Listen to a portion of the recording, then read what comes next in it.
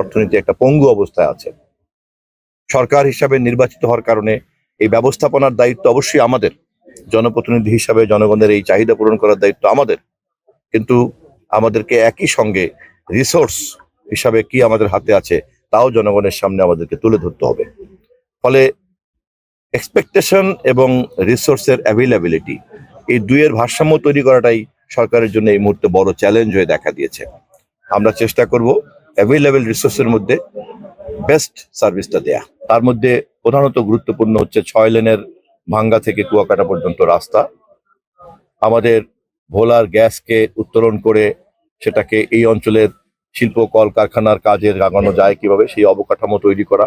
Extreme মশার coil plant fibre দিয়ে তৈরি, ডেঙ্গু চিকুনগুনিয়া বাহি সহ যে কোনো মশার বিরুদ্ধে দেয় এক্সট্রিম সুরক্ষা। আমাদের পায়রা সমুদ্র বন্দরকে চট্টগ্রাম সমুদ্র বন্দরের বিকল্প এবং মংলা বন্দরের বিকল্প হিসেবে তৈরি করা যায় কিনা, এবং আমাদের কুয়াকাটার যে ট্যুরিজমের যে সম্ভাবনা আছে, যে ট্যুরিজম এখন এই মুহূর্তে যদি অবকাঠামোগতভাবে তৈরি করতে পারি তাহলে আমরা বেশ কিছু বৈদেশিক মুদ্রা উপার্জন করতে পারবো ট্যুরিজমের কারণে।